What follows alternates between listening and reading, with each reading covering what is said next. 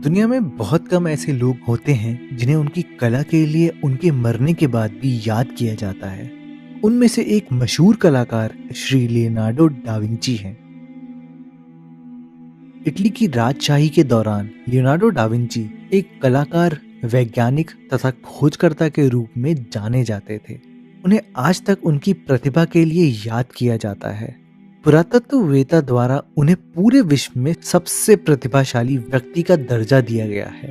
Leonardo da Vinci का जन्म 15 अप्रैल 1452 में इटली के विंची नामक शहर में हुआ था। असल में लियोनार्डो डा विंची में विंची शब्द उनका उपनाम नहीं है, बल्कि उनका जन्म स्थल है। नमस्कार दोस्तों, आपका स्वागत है रहस्य में। जैसा कि आप जानते हैं, लियोनार्डो डा विंची के नाम से लेकर उनकी मृत्यु तक सब एक बहुत बड़ा रहस्य है। इसलिए आज हम उनकी सबसे मशहूर पेंटिंग मोनालिसा का रहस्य आपके सामने रखेंगे।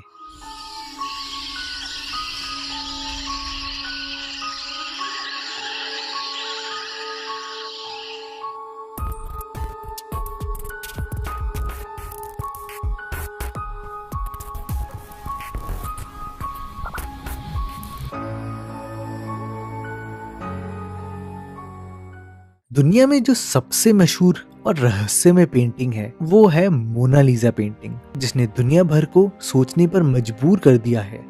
मैं जानता हूँ मोनालिसा की पेंटिंग के बारे में सुनते ही आप लोगों के दिमाग में कई प्रश्न उत्पन्न हुए होंगे। आज हम आपको उन सभी प्रश्नों के उत्तर जरूर देंगे। माना जाता है कि अलग अलग एंगल से देखने पर मोनालिसा की स्माइल बदलती रहती है। कई जानकारों का कहना है कि उस पेंटिंग के कई राज दफन हैं और कैसे 500 साल तक किसी भी इंसान ने मोनालिसा की पेंटिंग के अंदर छुपे एलियन को नहीं पहचाना। आज हम मोनालिसा की पेंटिंग के सभी राज खोलेंगे और सभी तथ्य देखेंगे, वो भी सभी सबूतों के साथ। मोनालिसा की पेंटिंग को किसी कागज या कपड़े पर नहीं बनाया गया, बल्कि उसे एक लकड़ी के टुकड़े पर बनाया गया है और वह लकड़ी आज के समय में स्केटबोर्ड बनाने में काम आती है। इस पेंटिंग को 1503 से लेकर 1519 तक बनाया गया था, यानी 16 साल तक डा विंची इस पेंटिंग को बना रहे थे। परंतु जब तक वह पेंटिंग पूरी होती, डा विंची का देहांत हो गया। असल में इस पेंटिंग का नाम मोनालिसा नहीं है, यह एक स्पेलिंग मिस्टेक है। जो असल में इस पेंटिंग का नाम है वो है मोनालिसा। इटली में मोनालिसा का अर्थ होता है माय लेडी। यह पेंटिंग एक फ्रेंच रूलर नेपोलियन बोनापार्ट को बहुत पसंद आई थी। इस कारण से उन्होंने इस पेंटिंग को अपने बेडरूम में टंगाया था। डा विंची को मोनालिसा की पेंटिंग अपनी सभी पेंटिंग में सबसे प्रिय थी। वो जब भी कहीं जाते तो वह मोनालिसा की पेंटिंग को अपने साथ लेकर जाते थे। डा विंची ने जब इस पेंटिंग को बनाना शुरू किया था तब वो 51 साल के थे। सन 1797 में मोनालिसा की पेंटिंग पेरिस के लोवर म्यूजियम में पाई गई, परंतु यह किसी को नहीं पता कि वो पेरिस के उस म्यूजियम में कैसे पहुंची।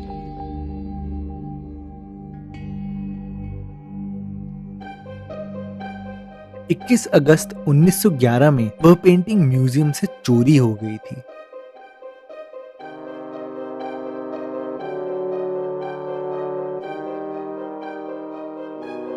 और 10 साल बाद वह पेंटिंग फिर से मिल गई।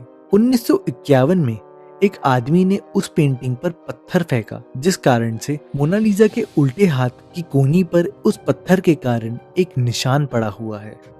मोनालिसा की पेंटिंग के लिए लोवर म्यूजियम ने एक खास तरह का कमरा बनाया है, जिसका तापमान ऐसा रखा गया है कि मोनालिसा की पेंटिंग को खराब ना करे। इस कमरे को बनवाने के लिए म्यूजियम ने 50 करोड़ रुपए तक खर्च किया है। यह पेंटिंग एक बुलेट प्रूफ ग्लास के अंदर सुरक्षित रखी गई है। 14 दिसंबर 1962 में मोनालिसा की पेंटिंग $100 मिलियन की थी, यानी 680 करोड़ रुपए की थी। और आज के समय में वह पेंटिंग $790 मिलियन की है, यानी 5380 करोड़ रुपए की। चलिए, अब आपको मोनालिसा की पेंटिंग की काफी जानकारी मिल चुकी है, तो अब हम उसका रहस्य पता लगाएंगे।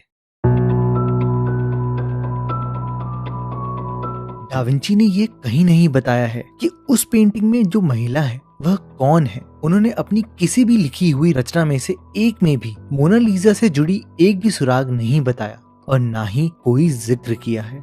फिर दोस्तों सवाल ये उठता है कि आखिर में मोनालिसा है कौन। सबसे पहले वैज्ञानिक ये कहते थे कि डाविंची ने पेंटिंग बनाते समय मदर मेरी को ध्यान में रखा होगा या शायद उसने उस पेंटिंग में अपनी माँ का चेहरा बनाने की कोशिश करी होगी।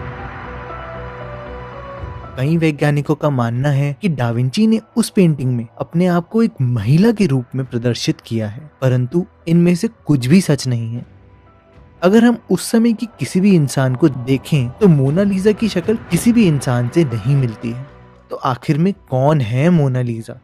इस राज को जानने के लिए सबसे पहले हमें आपको डाविंची से जुड़ी एक अनसुनी कहानी बतानी होगी। डाविंची के एक घनिष्ठ मित्र ने उन्हें एक पत्र लिखा था जो 2005 में मिला और उस पत्र के अनुसार वह अक्टूबर 1503 में लिखा गया था। जब वह पत्र लिखा गया था उस समय डाविंची के एक दोस्त फ्रांचेस्को डेल जियाकोंडो की पेंटिंग पर काम कर रहे थे। जियाकोंडो की पत्नी का नाम था लीजा जियाकोंडो। दूसरे बेटे के जन्म और नए घर बनाने की खुशी में जियाकोंडो ने डाविंची से उसकी पत्नी लीसा की पेंटिंग बनाने के लिए कहा था।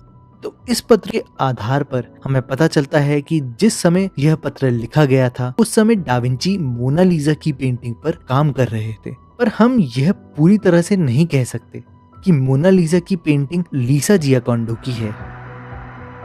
वैज्ञानिकों द्वारा यह कहा गया है कि लीसा के हाव भाव मोनालिसा से मिलते जुलते नहीं हैं।